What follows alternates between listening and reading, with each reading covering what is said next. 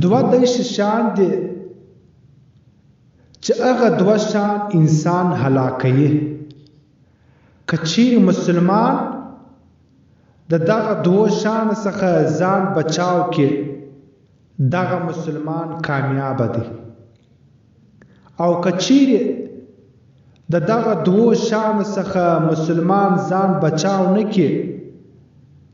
دغه مسلمان په خساره او په تاوان کې دی. اول کبیره ګناه باندې توبه کشل پکار دی. که چیرې کبیره ګناه د انسان څخه وسي، فوراً د الله څخه توبه کشل پکار دی. او هغه کبیره ګناه زده کړې ده، د آینده دپاره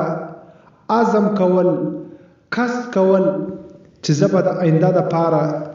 دغه فعل او دغه ګناه بیا نه کوم.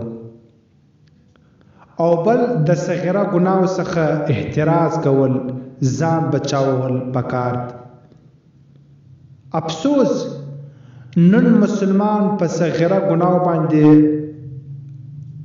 فخر کوي. نن مسلمان صغیره ګناه پر ګناه نه بولي. نن مسلمان پر صغیره ګناه باندې دلایل وایي. دی دا دلایل وایي چې دا رقم کار ټول خلک کوي، نور خلک هم کوي، نو دا خو د جواز دلیل نه دی. که چیرې مسلمان د کبیره ګناه باندې توبه وکاږي او د صغیره ګناهو څخه ځان بچاو کړي، دغه مسلمان کامیاب دی. شرح بخاری ابن بطال حدیث 65 راوی د حدیث حضرت ابوبکر صدیق رضی الله عنه دی. د حضرت ابوبکر صدیق رضی الله عنه څخه ارشاد مبارک دی. دی فرمایي چې بېشک حق تعالی سبحانه و تعالی کبیره ګناه په توبه کښلو سره معافوي. لہذا ای مسلمانه د الله څخه ناامیدي مه کوه او د صغیره ګناهو څخه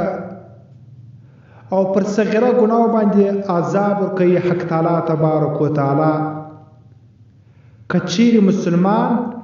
د دغه صغیره ګناهو څخه ځان نه کړي بچاو او هغه صغیره ګناه باندې دی اصرار کوي، د هغه څخه نه راوګرځي، نو دغه مسلمان په خساره کې دی. نو عزتمنو مسلمانانو، یقینا مسلمان څخه خطا کیږي، ګناه کیږي. چې کله د کبیره ګناه وکړه، بیا د الله څخه په ژړا په زارۍ او د هغه کار نه کولو اراده کول او د الله څخه توبه کشل، نو بیا به حق تعالی تبارک و تعالی تا ته پر دغه ګناه باندې معافي وکړي او د الله څخه به ناامیدي نه کوي. ډېر داسې کسانان شته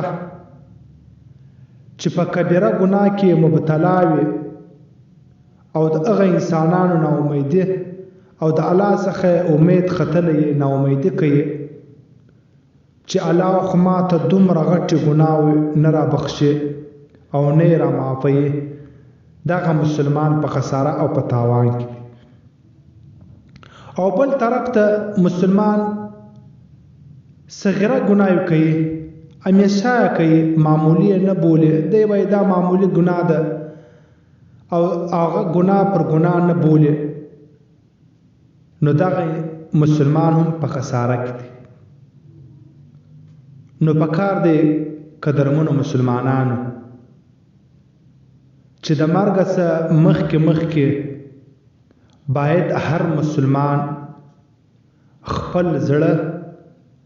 او خپل فکر او خپل جسم دا د ګناهو څخه راوتړي. او الله پاک موږ او تاسو ته د هر شي دوا راستولې ده، دوا راښولې ده چې هغه در ټولو اسانه او د ګناهو جړ او د ګناو ختمول د ګناو مټاوېدل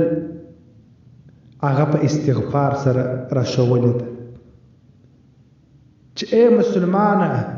ته استغفار زیات زیات وایه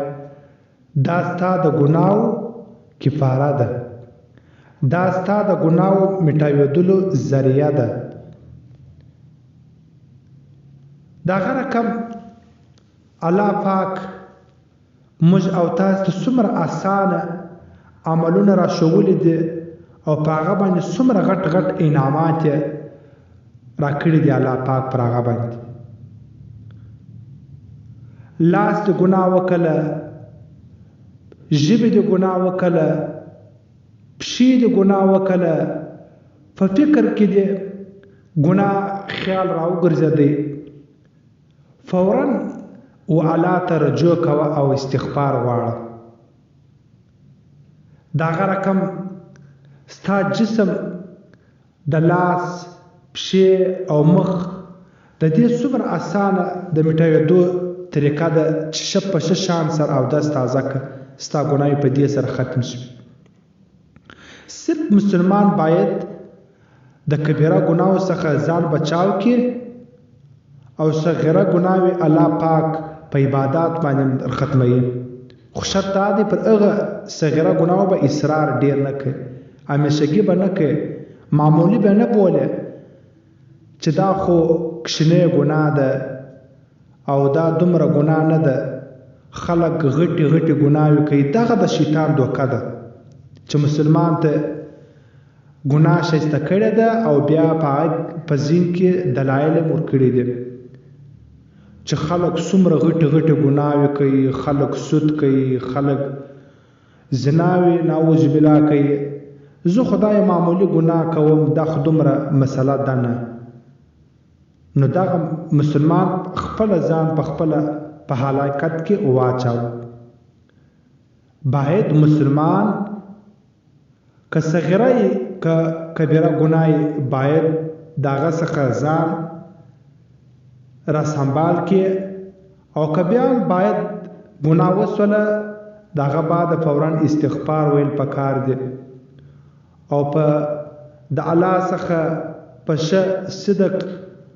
او په اخلاص سره توبه کشل پکار دی امید سي الله پاک په بیا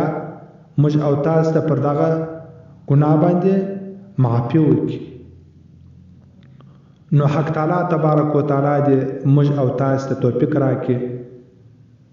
چې په 24 غنټې زندگی کې که صغیره که کبیره دغه ګناو څخه ځان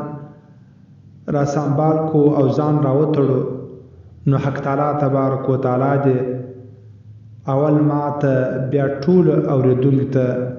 د عمل کولو توفیق راکړي واخر دعوانا ان الحمد لله رب العالمین